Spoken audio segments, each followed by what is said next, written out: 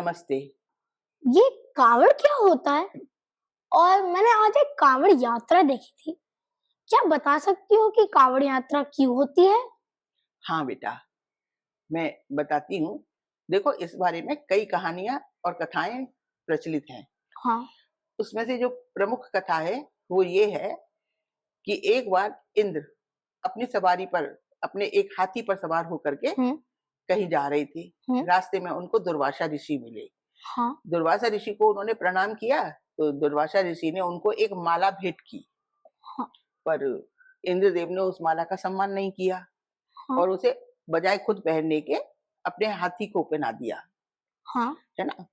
अब हाथी को परेशानी हो रही होगी उस माला से, तो इसलिए उसने हुँ, अपनी वो माला ना लेकर के ज़मीन पे डाल दी और उसपे पैर रखते हुए आगे निकल गया। हुँ, उससे क्या हुआ कि दुर्वासा ऋषि को क्रोध आ गया, क्योंकि उन्होंने हाँ, माला बहुत प्यार और बड़े सम्मान से दी थी, हुँ, मगर उसका उन्होंने सम्मान नहीं किया।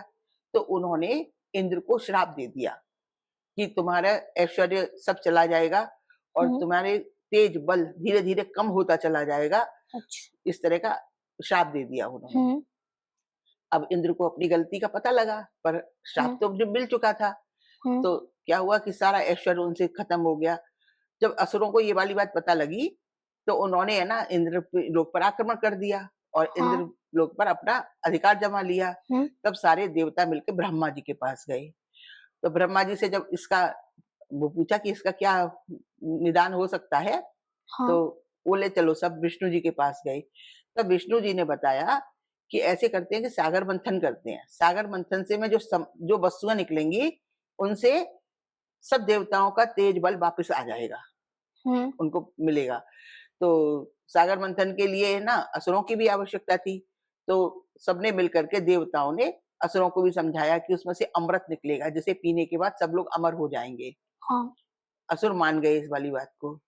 तो उन्होंने सागर मंथन के लिए तैयार हो गए। तो हुँ, मंदराचल पर्वत था, उसको तो मथानी बनाया गया हुँ, और वासुकी नाग को रस्सी बनाया गया हाँ, और अब मंदराचल पर्वत पे जब वो लोग मथने लगे, तो वो नीचे समुद्र में धँसने लगा। तो हाँ, भगवान विष्णु ने कच्छप रूप रख के यानी कछुए का रूप रख के अपनी पीठ पर उसे ले लिया। ले लिया पर्वत को और इस तरह सागर मंथन शुरू हुआ।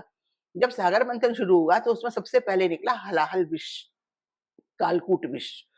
वो विष इतना तेज था कि उसकी गर्मी और तपन से सारे देवता, राक्षस, पूरी सृष्टि सब के सब परेशान हो गए।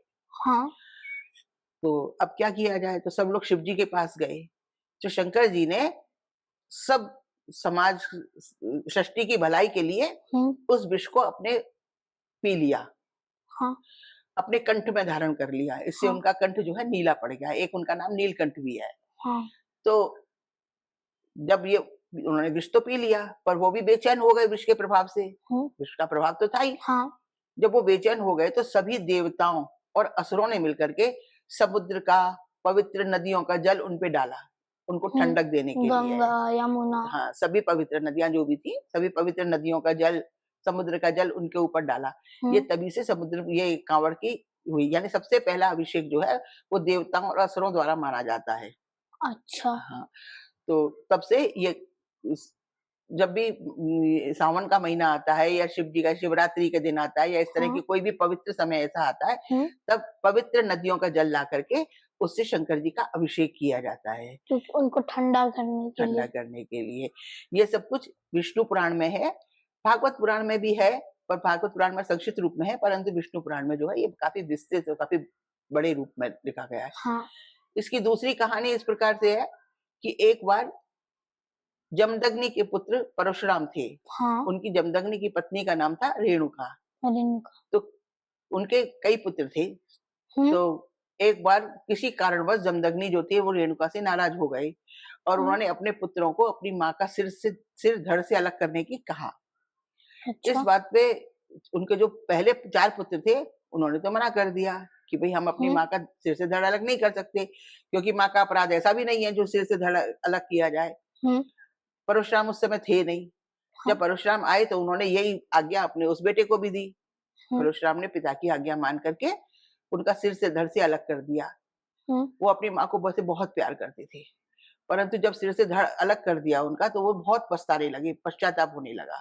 तो वो जंगल में तपस्या करने के लिए निकल गए। तब वहां पे उन्हें नारद मुनि मिले और उन्होंने कहा कि इसका प्रायश्चित जब ही हो सकता है जब तुम गंगोत्री का पवित्र जल ला करके शिव जी पर चढ़ाओगे, तो शिव जी प्रसन्न होकर के इस अपराध से आपको क्षमा कर सकते हैं। हाँ। तो कहते हैं एक कथा ये भी कहते हैं कि वो तब नंगे पैर गंगोत्री गए थे, गंगोत्री से जल ला करके उनने शिव जी का अभिषेक किया। ये भी कथा इसके साथ जुड़ जाती है। अच्छा। तो इस तरह और भी कई कथाएं जुड़ गई हैं, पर सबसे बड़ी कथा यही मानी जाती है कि सबसे पहला अभिषेक जो है देवताओं और असुरों के द्वारा किया सागर गया मंथन था, में किया गया। सागर मंथन हुआ था तो उसमें निकला था। तो आज की पाठशाला आपको कैसी लगी? आप कमेंट करके बताइए। अम्मा, मुझे आज की पाठशाला बहुत पसंद आई। आज मैंने कुछ बहुत नया सीखा। आप मुझे ऐसे ही सिखाती रहना। हाँ बेटा, बिल्कुल, ज़रूर।